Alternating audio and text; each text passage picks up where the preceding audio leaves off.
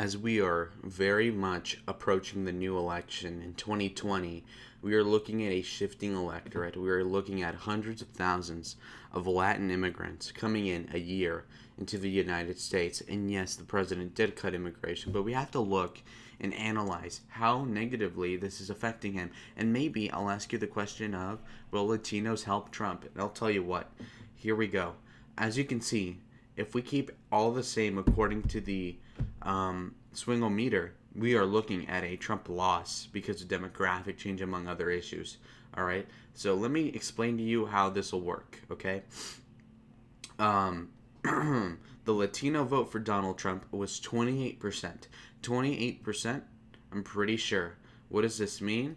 Let's look into the Latino vote right now.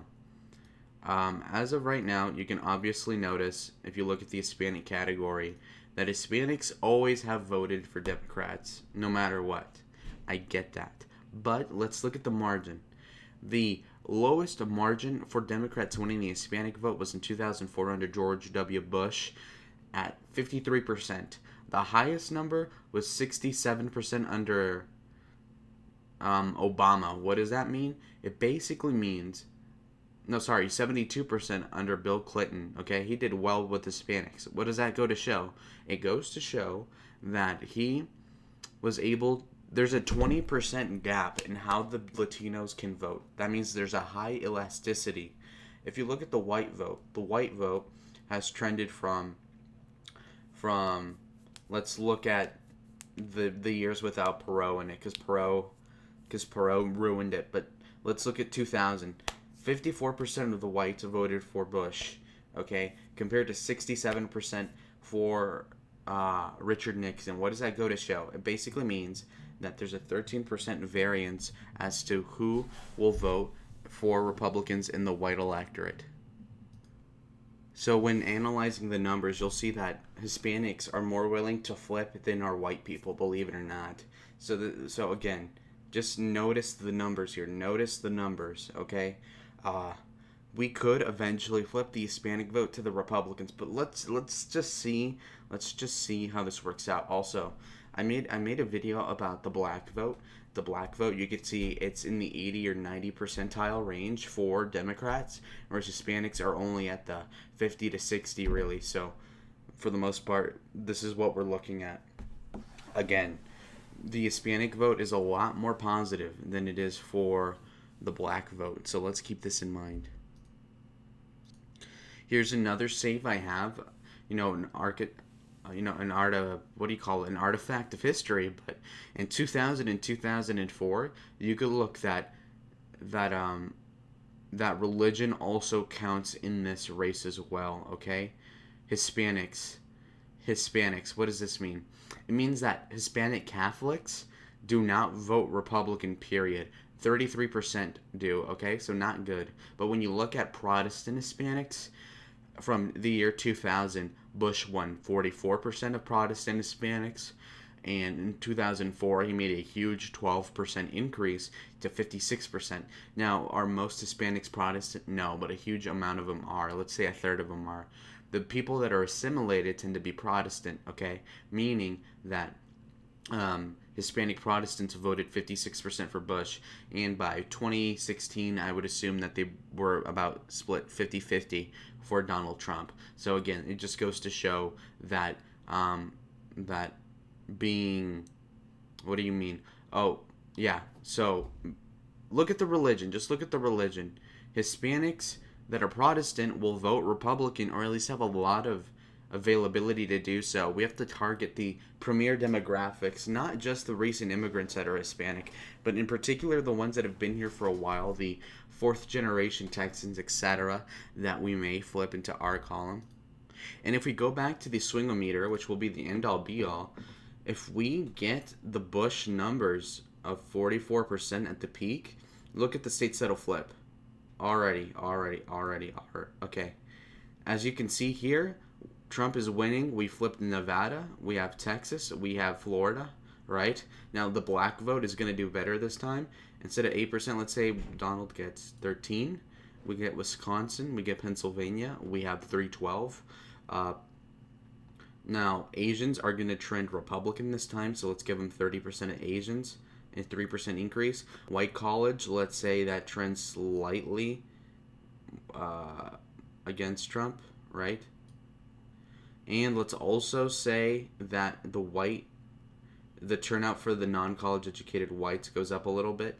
And as you can see here, if he gets the Latino white coalition, he will win a bigger electoral vote margin. Not only this, but he will win the popular vote. So again, the Hispanic vote is vital. And will it save him? We'll see right now.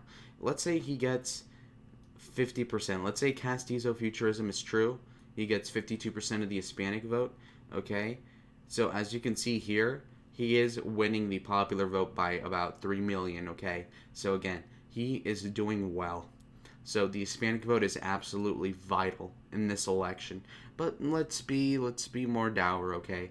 The polls and other people, Red Eagle Patriot, a lot of people are saying that he'll get, instead of 28%, 33, 35. So let's say 35%. And we lower this electoral amount to 35%. And as you can see right now, the Hispanic vote and the black vote remain the same. Trump is still winning with the exact same margin, actually, of 2016. So again, this is very important. You just slightly enthuse the white, non-educated base in this election, do marginally better with Hispanics, Asians, and blacks, and maybe lose a tiny bit of ground with the white college electorate, and there you go. You win the election, and you get really close with the electoral vote within a million. With the popular vote. So as you can see, the Hispanic coalition is vital to keeping the election in our column, okay? And, demographic changes do hurt Republicans, but if we do gain with Hispanics, at least in the short term, it'll offset the difference, okay? Let's look at the Pew Center, and as you can see here, Cubans are an important demographic to max out as Republicans. 58% of Cubans identify as Republican, whereas 32% of non-Cuban Hispanics vote Republican. So as you can see there, over half of them vote GOP. That's a good thing. And again, Cuban turnout is the highest of all Latinos. And Latino turnout is only about 48%.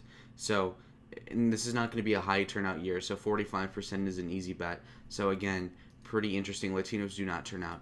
So if you bring in 1 million Latino immigrants, you're only getting like 300,000 votes out of that. Keep that in mind.